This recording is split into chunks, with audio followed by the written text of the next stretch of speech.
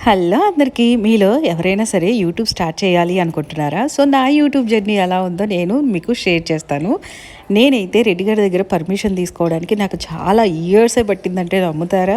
అస్సలు ఒప్పుకోలేదనమాట స్టార్టింగ్‌లో.